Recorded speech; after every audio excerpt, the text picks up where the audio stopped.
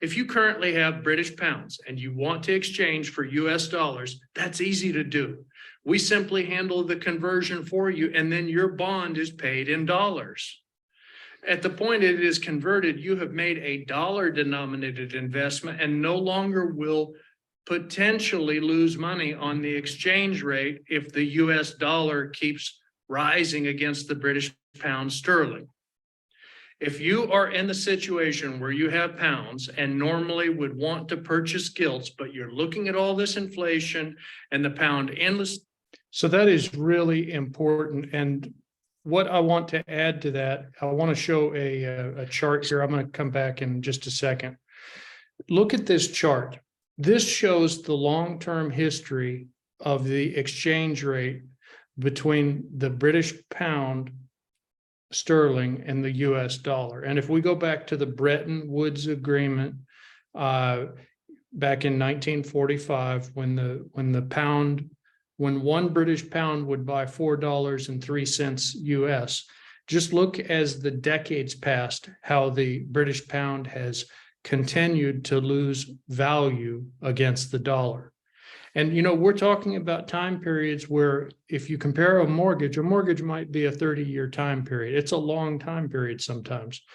The type of time frame that we're dealing with in mortgage note investing, it makes it important that you be on the right side of the investment. And if you look at the long-term history here, the British pound for decades has lost value. I mean, it's just really lost a lot. Now, most recently, one pound sterling as of January 1st, 2023, it only bought $1.21. But if we went back to 1945, one British pound would buy $4. So that's a huge, huge movement.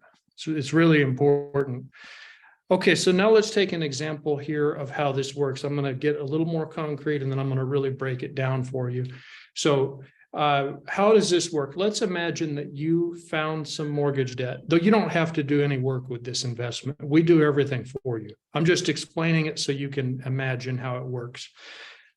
Imagine there's a mortgage debt of $100,000 secured by a property. Imagine the interest rate's 10%. Now, I know you would not pay a 10% interest rate probably, but there are buyers that do pay a 10% rate, and I'll talk about why that happens.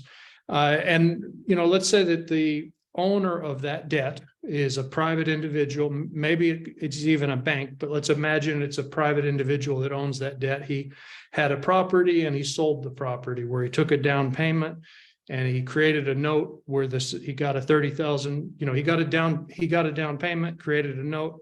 We could purchase that note at, for example, $70,000. We would buy it at a discount.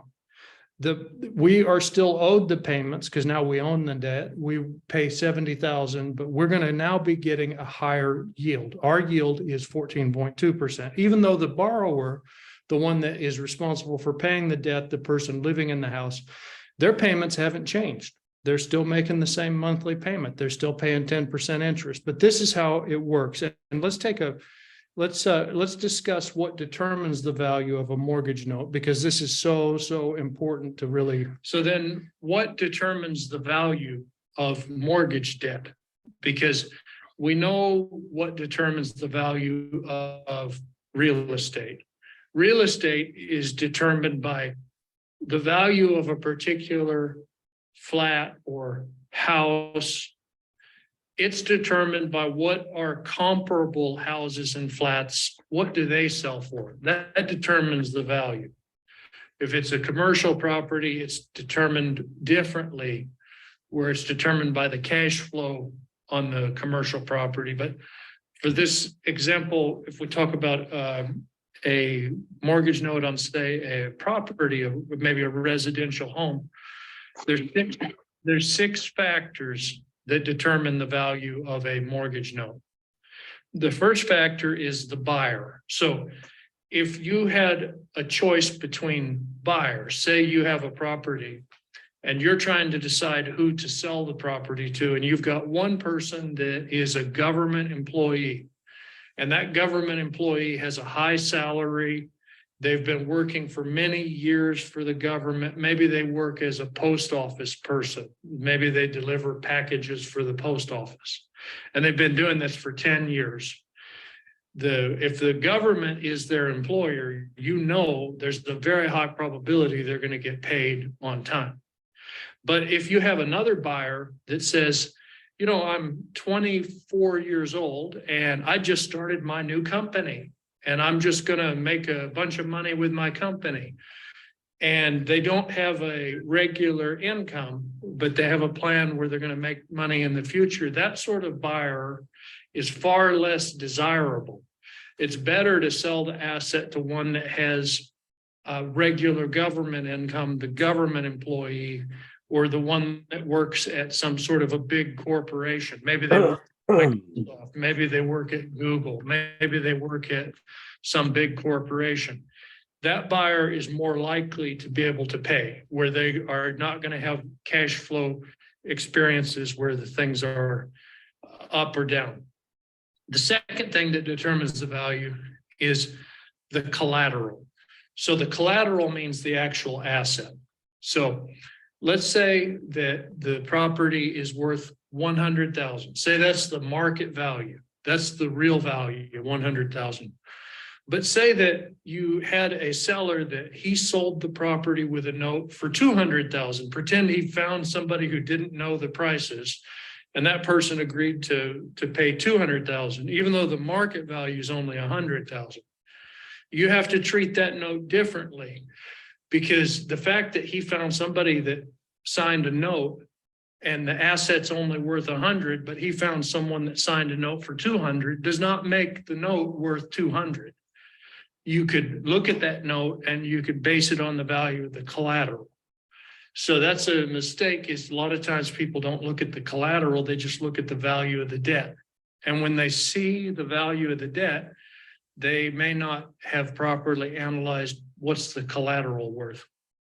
The third factor that drives the value is the down payment, the money that the buyer initially paid. So let's say you had two buyers, one that put 30%, 40% of the purchase price, where if it was 100,000, maybe that buyer put down 30,000, 40,000, 30 or 40%. And then say another buyer said, you know what, I want to buy this. I'll pay you the 100,000, but I only have $1,000. I only can put down 1,000. Can you finance 99,000? And the seller agreed. So they both agreed to buy the asset for 100,000, but one of them put down 20,000. Another put down only 1,000. The one that put down the larger down payment is better, because there's less risk of the person saying, you know what, I don't want this. I'm just going to leave. I'm just going to move. I'm just going to, do, because he's got virtually nothing to lose. He lost $1,000, his down payment. But the one that put 20,000 or 30,000 down, he lost a lot more if he walks away from the deal.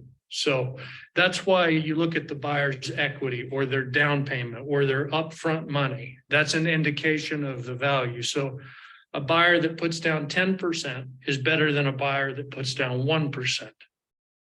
The fourth thing that's important is the actual interest rate. The interest rate on the note. So if you have a note, if you have a mortgage debt that pays 10% or 12%, that is better than a mortgage note that only pays 5% or 4%.